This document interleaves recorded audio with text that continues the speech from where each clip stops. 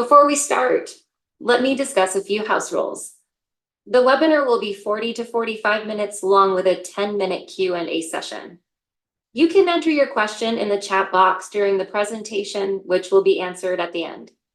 The webinar will be recorded and available on the OM&S eLearning Academy website. There will be a 2-question poll at the end for your input. Please give us your candid feedback at the end via the redirected Google form. Today's speaker is Dr. Suresh Agrawal, the founder and CEO of Offsite Management Systems LLC and Academy Director of OM&S eLearning Academy. I welcome Dr. Agrawal to speak at this educational free webinar. About our speaker's organizations, Offsite Management Systems LLC was founded in 1998 in Houston, Texas. It's chartered to provide consulting and refinery automation project executions worldwide. OM&S eLearning Academy was founded in 2018 to provide continuing education to professionals working in the downstream refining industry and related businesses via the eLearning platform. You will learn 3 ideas of the economics and the technology of an oil movement system in this webinar. 1. Economics, the tangible benefits of OM&S and how to estimate them. 2. Operations, a walkthrough of everyday movement activities. And 3. Technology, traditional, dynamic, and AI-based machine learning. Thank you all for attending this informative webinar. To appreciate your efforts, we have 2 complimentary gifts for you. Please stay until the end to learn about them. With this, let me request today's speaker, Dr. Agrawal, to start the webinar. I will be back at the end of the presentation. Thank you. Greetings, everybody, and thank you for attending this webinar. And I hope that you will have a very valuable lessons and skills to learn in this webinar. So we're going to start with defining what is oil movement storage system. If you are working in a refinery structure, you already know what it is, but those who are not, we will define the meaning of oil movement systems. What are different activities of oil movement in a typical refinery? And it's not only refineries, any liquid-based chemical plant which have a tanks have this movement and storage system. We may not call it oil, but we movement and storage system. We'll review the history and current status of automation, how it's done and how it was done in 50, 60 years ago. We'll discuss typical roles and responsibilities with respect to information flow, discuss dynamic versus fixed movement path methodology, and we'll walk through an example to give you an idea how a typical movement is done in a liquid-based plant, refinery or chemical plant. So what is oil movement and storage system?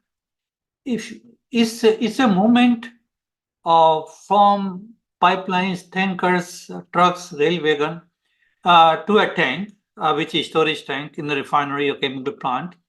And then from there, it goes as a final product to processing units. And from processing units, it goes to the tank again, and it goes to the dispatch terminal. So the tank is basically an intermediate to store the product and feed stocks and move back and forth. So if you look at a typical plant, there are different stages of storage. Now, when the material received from the terminal, which is tanker, pipeline, and trucks and rail wagons, is crude oil and other feedstocks. And they are stored in the tank, and then they are processed to the refinery process units. And then whatever is wasted is sent to the slope, and then it goes to final process products or components to blend stocks, and then it goes to the blender.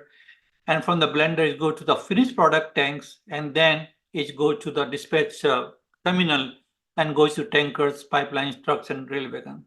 So there are 3 stages of storage, or 3 to 4 stages of storage of material and intermediately processed components to move from one point to another point.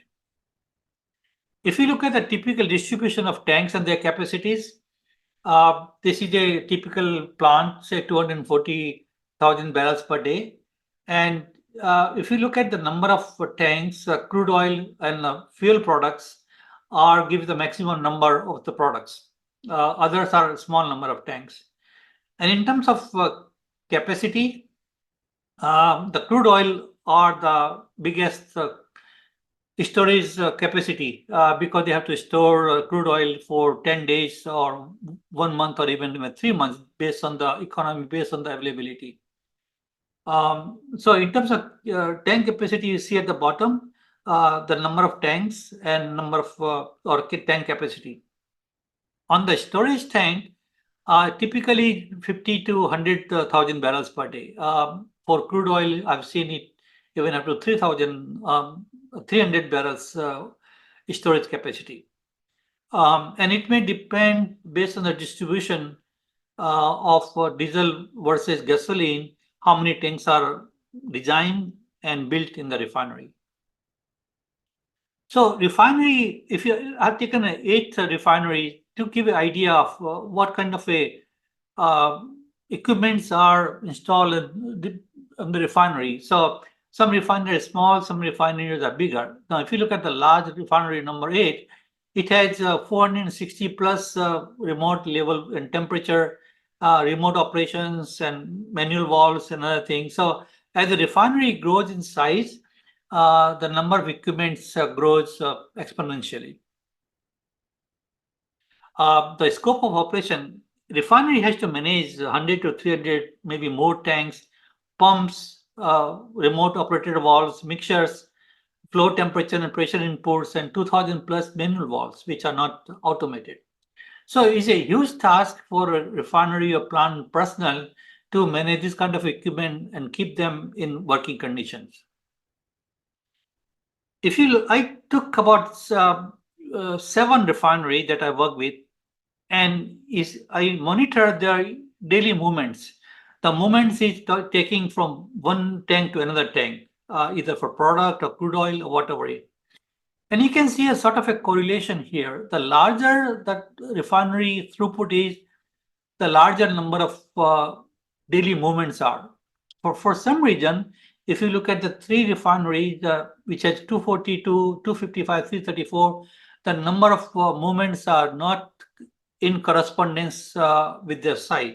Now, this could be an error in data, or this could be many factors, and that information not disclosed by the refinery. So this is a sort of a not a correct picture, but typically on average, the higher the capacity of the refinery is, the higher the number of movements, daily movements. And I've seen this consistently, logically approach. So this is the 4 refineries that I plotted here for number of daily movements for different capacity, 242 barrels, 1,000 barrels per day, or 334 barrels per day. Now these moments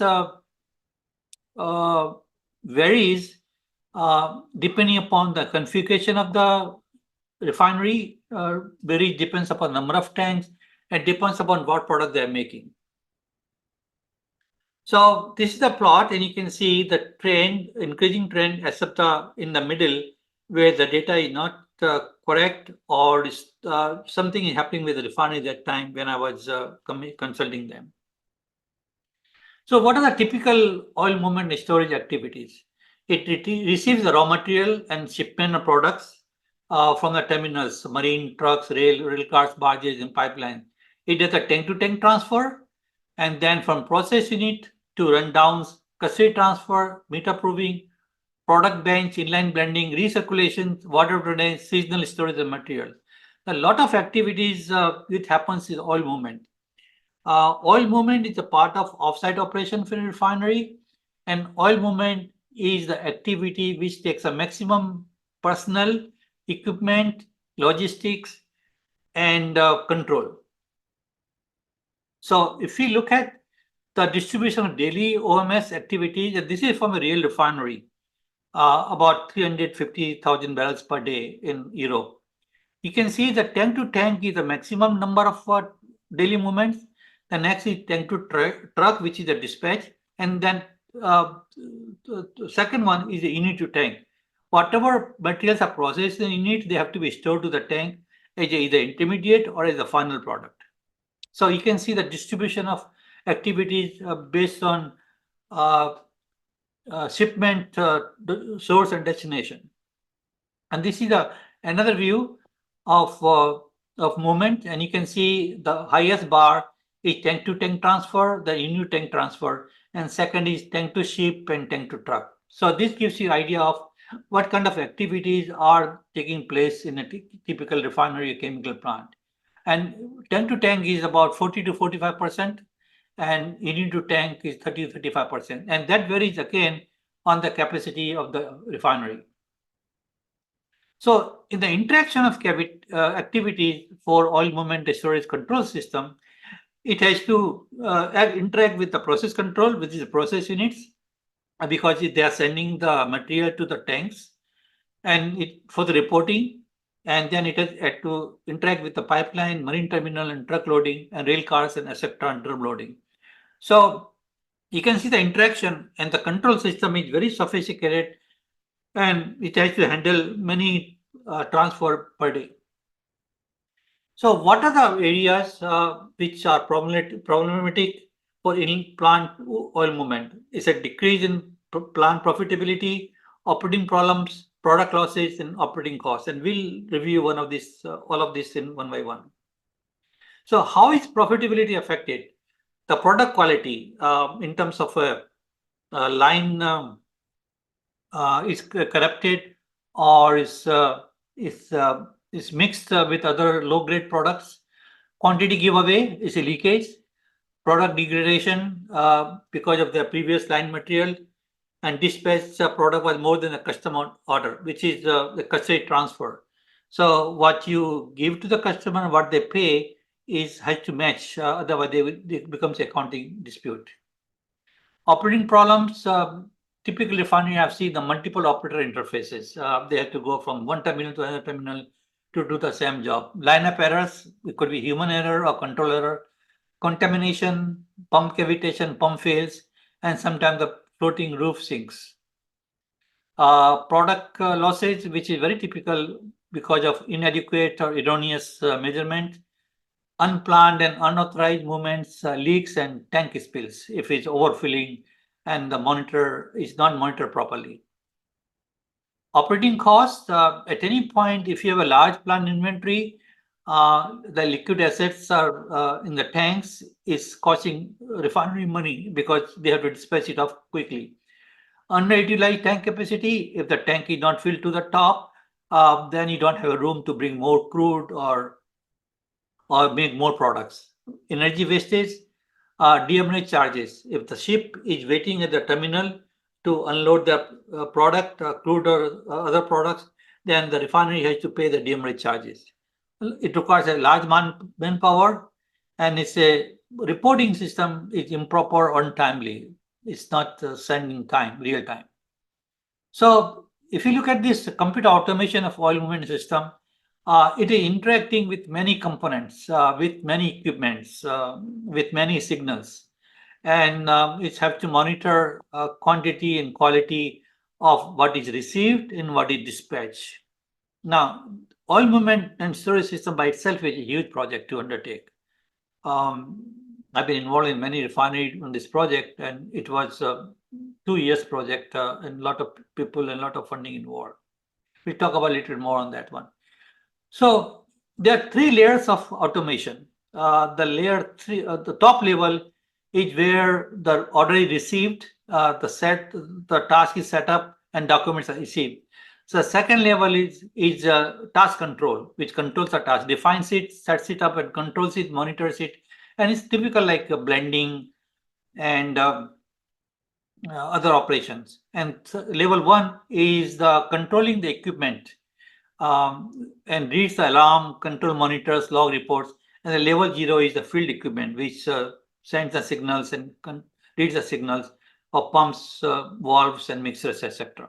So there are 3 layers of the automation for oil movement and storage system. Now, the evolvement of oil movement automation system in early 70s, oil movement was implemented and configured and mainframes. If you heard or familiar with IBM ACS, RTPMS, which was done on 4381, so movements and storage automation systems. 1980s and 1990s, it transferred to DCS vendors, started oil movement systems on their control system. 1990, 2000, it moved to PC-based, object-oriented oil movement system. And 2000, 2010, it integrated oil movement with mass balancing. And then 2010 plus, it became independent of DCS in terms of functionality, and it moved to the workstation. DCS was used only for control purposes and not planning purposes. So you can see the technology has moved from a large mainframe to now workstation servers. So in terms of historical functionalities of oil movement system, when it was done on IBMs or mainframes, it was mostly text-based. It was not graphical. And only graphical was ACS graphical system, which was not what we see today. Then it moved to PCS database, and then we have sophisticated graphics, sophisticated object-oriented program, and reconciliation, and we will see later on AI-based movement system implemented on the workstations. In terms of flow task information, now this is where most of the refinery I work with fail in terms of how they communicate from the planning to the operator and to the engineer. Now, this has to be seamless flow. Sometimes they fail to send the fax, sometimes they fail to call, sometimes they fail to mail, and the whole schedule is affected. So this is one of the areas where the refinery really makes an effort to make sure the flow of information is carried out properly for oil movement system. And if you're considering 100 or so plus every day, it's a lot of flow of information from planner to the operator. So this is a typical layout or roles and responsibility between all the three departments, starting from planner, engineering, and operator. And I've worked with this thing for many refineries in the US and abroad, just to make sure that the flow of information is implemented correctly and is recognized correctly. So let's walk through a typical example how we do an oil movement system. Now, this is not the state of the art, but it gives you some idea of the complexity and intricacy involved in the typical movement that operator has to take care of. Suppose we want to transfer 10,000 barrels of gasoline or more gas from tank 250 to tank 200 using pump 3210. So there are three functions the operator is faced with. What must be done, what is going on now, and what has happened. So he has to control it and see it and know at the end what actually happened. So what must be done has four parts. Task definition, it has to select the path from which path it has to go to transfer. Then generate the sequence and sequential control. So in terms of task definition, it defines a task basically going from one source to another. And this is taken care of by the task control module in a typical oil movement system. So earlier, it was based on a text-based screen. This example from a mainframe. But idea is the same. So operator goes and says, okay, I'm going to take a task number 4, which is a tank transfer. He selects this one. And then he gives a source, which is the 250, and enter destination of T200, which is the source tank and the destination tank. Then he defines the task number, task type, material, and the pump. Which pumps it has to use, P2310, and how much to be transferred. So this information is all text-based from screen to screen. So now the path, how does the path material has to move from one point to another point? There are two technology used in the industry. One technology is where we define the path. It means from point A to point B, any path which can be successful are predefined. There could be more than one or can be just one. Second technology is a dynamic selection of paths. Once you give the source and the destination, the AI-based or object-oriented based decides and gives you all the possible paths that can take place. And while it's doing that, it has to make sure that the pumps are not used in that path. The walls are closed, not interacting with any other information or any other movement of another material. So it checks all the possibility combination and then gives the number of paths. That point, and also recommendation, which path is more feasible in terms of length, in terms of time, and gives a freedom to operator to select the one. And we'll see a little example of that one. So in terms of a predefined path, it's very simple to configure and implement. It covers almost 90+% of in-plant movement operations. It's a minimum cost, as only selected elements need to be automated, cost-effective for small size refinery, requires less sophistication, and the benefit outweighs the cost. The disadvantage, the cons, is that it requires operators constant intervention to choose a selected path from fixed possibilities. And sometimes if he makes a mistake, the material could be contaminated, degraded, or it may not be right. It's not a complete automated solution and may not work for very large and complex refinery. Compared to that, if you look at the dynamic path selection, it can cover almost 99 plus of all in-plant movement operation because it's an object-oriented and AI-based system. It's a very cost-effective for large and complex size refinery. Requires minimum operator intervention and is completely automated. The disadvantage is that it's very complex. It's extremely complex to configure, implement, as lots of information need to be collected input.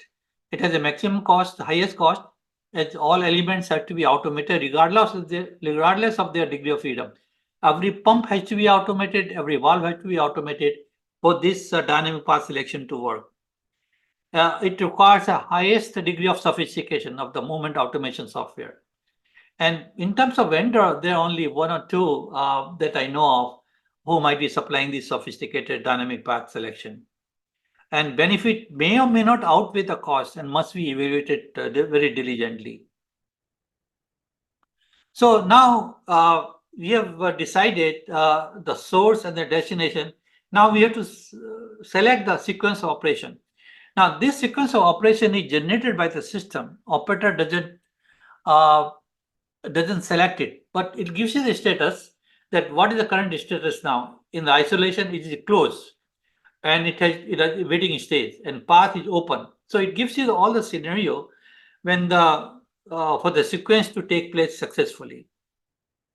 And then it gives you the material information about the valve pumps for suction site and discharge site, and it gives you line ID for the operator to check. Now, operator cannot change at this point. It just gets the information and just make sure that it's right. If there is any error, then it has to go back to the design board again and make sure why this information is not correct.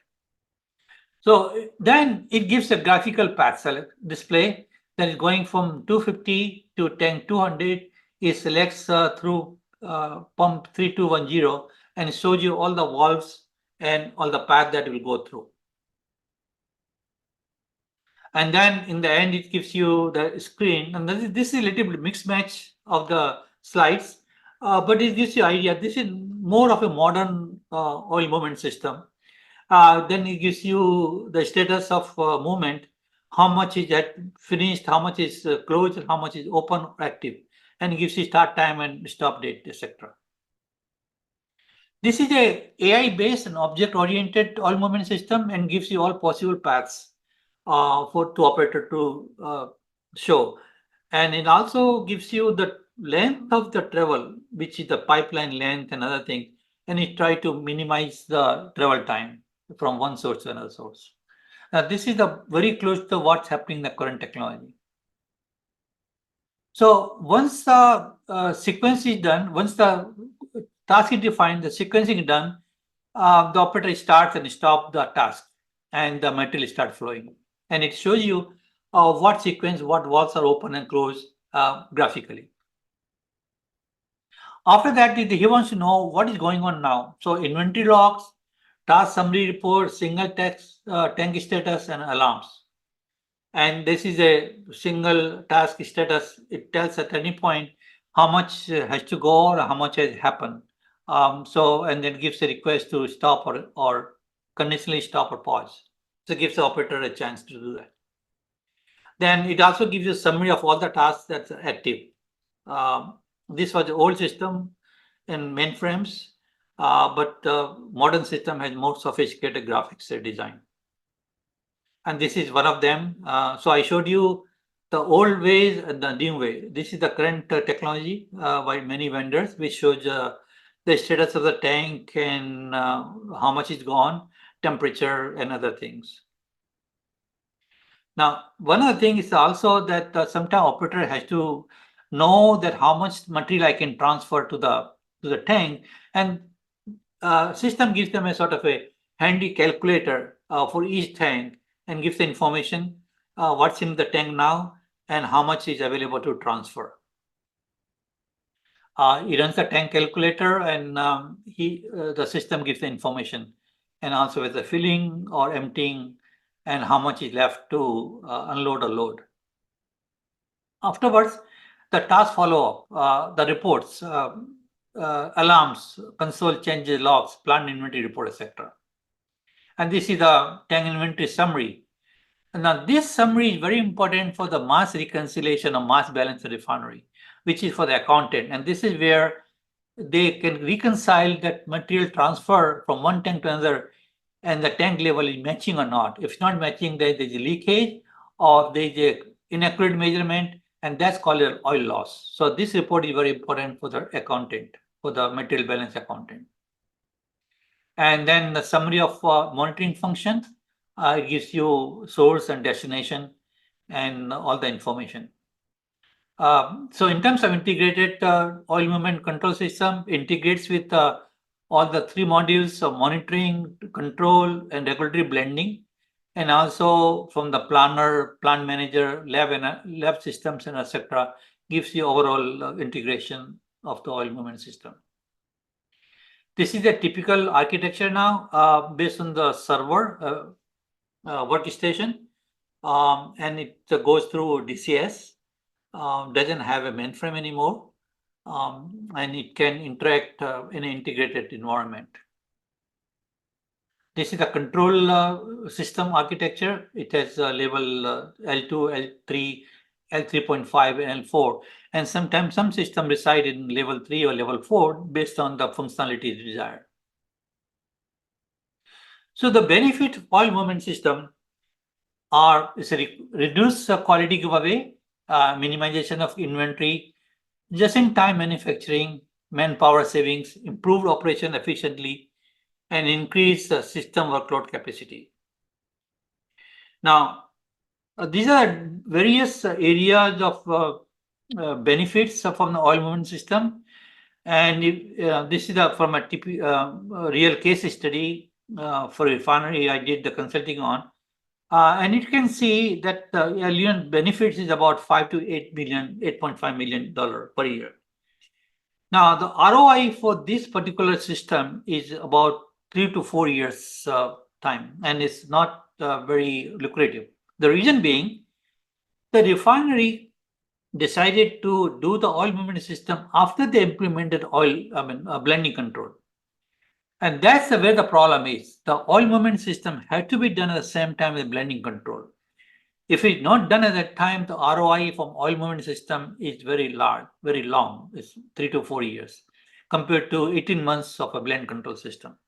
So combination of blending and oil movement in the same project is beneficial to the refinery and ROI, and it's anywhere between 24 to 20 months ROI for both systems to take place.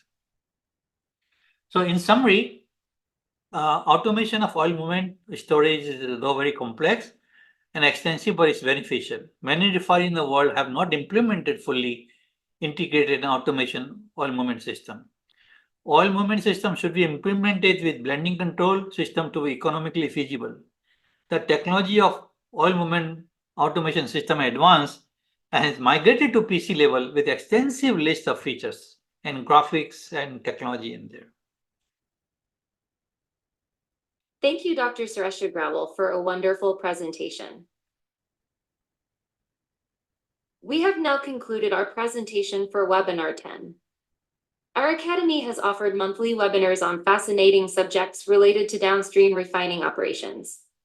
The first principle and AI-based machine learning hybrid model for blending control and optimization system will be the topic of our upcoming webinar, the 11th in the Master Series, which takes place on March 20th, 2024. In the next webinar, we will review many algorithms available for modeling the blending system and their pros and cons. The webinar will discuss all methods to predict blend qualities and optimized blend recipes from first principles, multivariable control, error control, and AI-based machine learning methods. Remember to set up an account on LinkedIn. We are beginning the registration on LinkedIn on March 1. We will now begin the question and answer session. You can email us any more questions at the email address below and the ones you posted in the conversation. We will ask you 2 poll questions for candid comments following the Q&A session. Would you kindly take a moment to respond, yes or no? First, has your refinery installed an integrated oil movement and storage OM&S system? Second, did the information presented in this webinar convince you of the tangible benefits of an integrated OM&S system? We will now begin the poll. We will close the poll now. Thanks for participating in the poll. Your answers will give us insight into our webinar content. Our complimentary gift is an ebook with 250 plus pages after you complete the survey. We provide a free 1-hour consultation with our academic director, the webinar presenter, Dr. Suresh Agrawal. Please take advantage of this chance to talk to him about any problems you are having in your refinery or how to sign up with our academy to receive the benefits of eLearning. We hope to see you at the upcoming webinar. When you exit the webinar, it will lead you to the Google survey form where you may provide us with insightful comments. Thank you, and have an excellent remainder of your day or evening.